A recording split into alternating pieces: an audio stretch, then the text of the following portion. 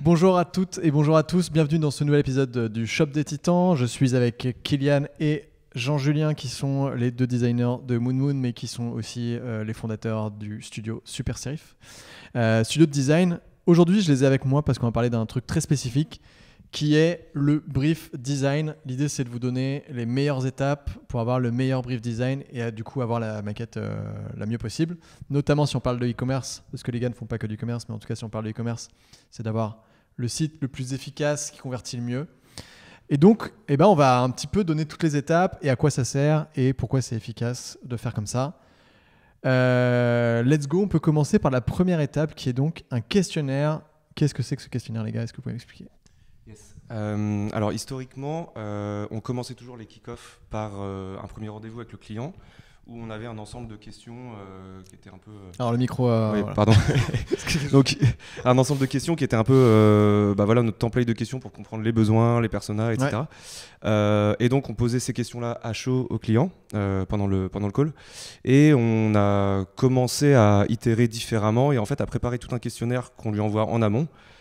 Pour qu'ils prennent le temps de se poser aussi sur ces questions-là, puisque en fait, on s'est rendu compte que c'est pas toujours évident de parler de sa marque à chaud comme ça. Ouais. Donc, on préfère maintenant faire ça en asynchrone.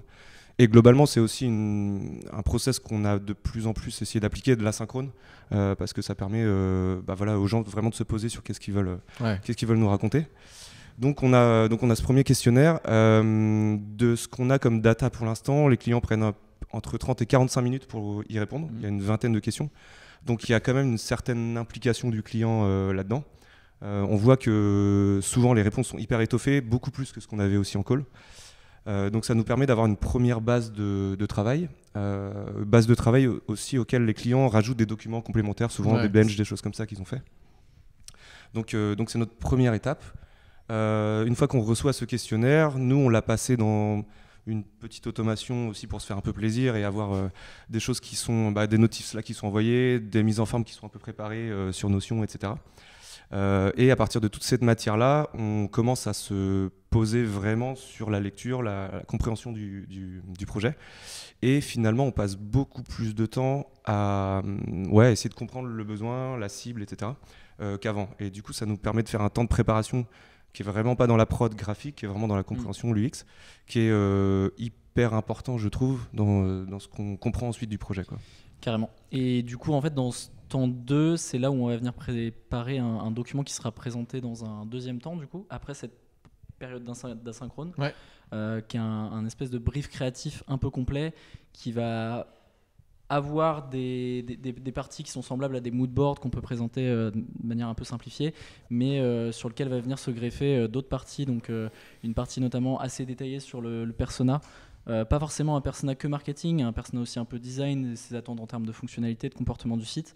On va aussi avoir une partie plus focus sur des fonctionnalités très précises, des thématiques UX par exemple. À partir des documents de ce qu'a rempli le client, on a constaté qu'il y avait un vrai sujet autour du parcours d'achat très spécifique sur les bundles, je sais pas.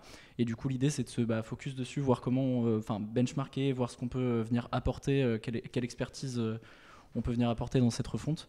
Et puis, une partie un peu plus graphique pour l'aider à se projeter, sur lequel on va venir présenter des axes graphiques et lui donner un peu envie... Carrément, parce que ce qu'on peut préciser, c'est que dans ces questions, il y a pas mal de questions sur les statistiques. Je sais que des fois, les gars, vous demandez aussi accès au GA4 pour aller regarder un peu. Après, on peut avoir aussi accès au back-office si on parle de Shopify spécifiquement. Mais ça permet notamment de savoir, si on parle du panier moyen, j'ai n'importe quoi, on va dire, on va parler de probiotiques, par exemple, ou de compléments alimentaires. Ils vont dire, mon panier moyen, il est de 25 €. On va dire le panier moyen en benchmarkant après, en fait, il serait plutôt aux alentours des 40, 45, 50 €. Du coup, ça permet de repérer que dans le design, on va sans doute devoir proposer de l'upsell parce que c'est souvent comme ça que ça se fait, parce qu'il y a des produits qui sont vendus ensemble. Donc c'est qu'il y avait un manque et des fois le client n'a même pas conscience. Donc en fait, de répondre à toutes ces questions-là, qui sont assez méthodiques, ça permet justement de déceler ce genre de choses au niveau du design. Parce qu'en fait, on raconte tout ça, c'est surtout pour expliquer que derrière, ça va permettre de gagner en efficacité si on parle de e-commerce, sur la conversion, sur la rétention du client, sur le panier moyen, etc. Voilà. Et ce que tu disais aussi, Gigi, tu as raison, c'est que ça permet aussi, ce questionnaire, ça pourrait paraître comme étant de la délégation de vas-y fais-le et on ne veut pas passer le temps avec toi, c'est qu'en effet historiquement on faisait ça, c'est-à-dire qu'on faisait un peu en live, mais sauf que le client disait ouais carrément ouais je suis d'accord avec ça, etc. Alors qu'en fait quand il prend le recul et qu'ils sont notamment plusieurs, ils ont des contradictions en interne qui permettent d'avoir une meilleure réflexion sur les réponses qu'ils vont donner, quoi. Ouais, effectivement, c'est ce qu'on a remarqué, qu'il y a vraiment des temps de mise en commun du côté du client où ils se posent à plusieurs et ils prennent le temps de confronter leurs idées pour les faire converger dans ce doc-là. Ouais, complètement. Et pour revenir sur ce que tu disais sur le panier moyen, par exemple, dans un projet là, qu'on a démarré récemment, le panier moyen est de plus de 30, je crois 35, 36 articles, ce qui n'est pas du tout anodin. Et de l'avoir directement dès cette première étape, en fait, nous, ça nous donne un axe de réflexion hyper important qu'on n'aurait pas forcément eu en tête en fait, en démarrant peut-être par Wireframe ou des choses comme ça. Ouais, complètement. C'est vrai qu'il y a des spécificités de chaque client qu'on peut relever justement avec ce questionnaire, donc c'est hyper intéressant. J'avais noté aussi que vous demandiez aussi des documents complémentaires. Ça peut être quoi typiquement les documents que vous pourriez demander ?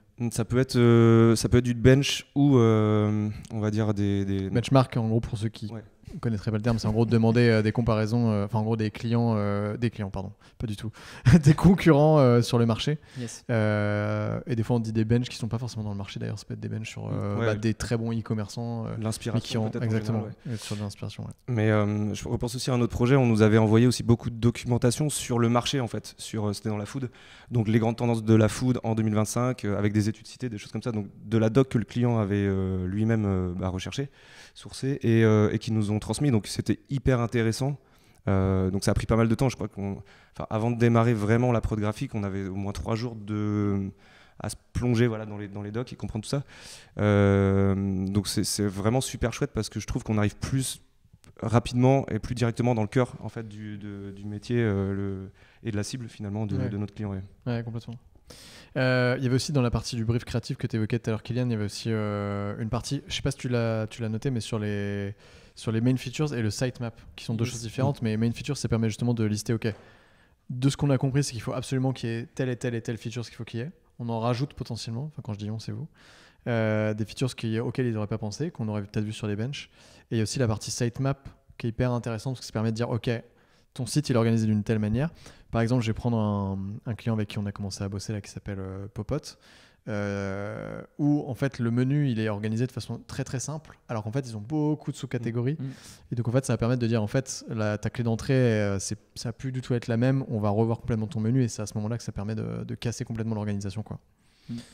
Et juste, c'est pas un sitemap au sens de ce qu'on entend en termes de SEO. C'est vraiment un terme que nous, on a posé pour dire, ok, dans telle page, on va construire ça avec telle et telle section, pour refléter aussi ce qu'on a listé dans les main features et être sûr que dans chacune des pages de notre parcours, ces fonctionnalités-là se retrouvent et sont soulignées finalement derrière, quoi. Ouais, complètement.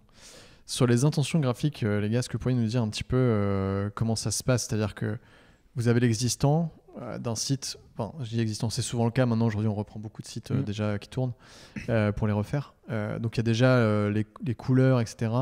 Quels sont les trucs que vous repérez au niveau UI plutôt qui ne fonctionnent pas, quels sont peut-être le top 3 des trucs que vous corrigez souvent, et comment vous arrivez à vous dire, avec les infos qu'on a eues dans le questionnaire plus ce qui est existant, comment vous arrivez à vous dire ok, c'est telle et telle chose qu'il faut aller modifier. Je pense par exemple au contraste, qui sont des choses un peu bêtes. Est-ce que vous reprenez exactement la même couleur ? Est-ce que vous proposez d'autres couleurs différentes ? Et pourquoi ? Quel but ça a, tout ça ? Moi j'allais dire qu'en vrai les éléments qui reviennent le plus souvent, c'est tout ce qui concerne en effet l'accessibilité. Souvent il y a des gros défauts au niveau gestion des contrastes, ce genre de choses. Enfin, j'ai l'impression que c'est le truc qui revient systématiquement à chaque fois qu'on est dans la refonte d'un site, c'est les premiers blocs qui viennent. Après, il y a aussi beaucoup de soucis d'optimisation mobile. Souvent, on a l'impression qu'on récupère souvent des sites qui ont beaucoup été pensés dans l'air peut-être un peu desktop. Et comme aujourd'hui, on a une balance qui est beaucoup plus mobile first, etc., il y a souvent pas mal de petits trucs qui vont pas à ce niveau-là. Donc j'ai l'impression que ça se concentre là-dessus. Je sais pas si tu vois d'autres choses. Après, je trouve que dans ce qu'on propose, alors souvent, on commence par présenter des benches graphiques que nous, donc des benchmarks graphiques que nous on a fait, et souvent assez, même très rapidement dans ce doc-là, des premières intentions. Et je trouve qu'assez souvent, on va quand même aller challenger les typos. Parce que c'est rare que les clients aient une charte et notamment une utilisation typo qui qui soit optimisée, je dirais. Ça veut dire quoi, optimiser ? C'est souvent de la Google Fonts un peu qu'on retrouve partout, qui a été placée là parce que elle fait peut-être partie du thème de base, ou enfin ça n'a pas été souvent challengé, quoi. Ouais.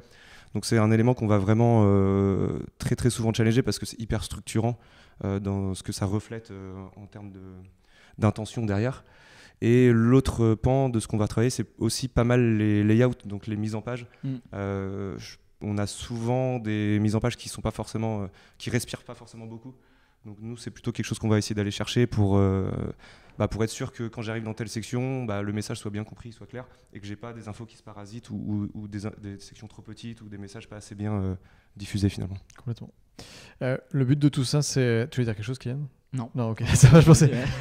Le but de tout ça, ça a plusieurs avantages. Qu'est-ce que ça a permis de cette méthode pour vous en termes, je sais pas, de gain de temps, d'efficacité, peut-être de performance après derrière, quand le site est mis en ligne par les devs après derrière? Est-ce que vous avez remarqué un changement par rapport à ça? Je trouve que du coup, on a des rapports avec le client beaucoup plus... beaucoup plus précis, ou en tout cas de beaucoup plus de confiance tout de suite. D'une certaine manière, il y a un lien qui se tisse tout de suite, puisque en fait, on parle le même langage très rapidement. Et en fait, de passer rapidement à la couleur, parce que donc, historiquement, on passait en wireframe, etc. C'était toujours un moment un peu latent pour le client, parce qu'il se projetait pas trop, il était là, bon, ok, on me présente des choses, mais je comprends pas trop.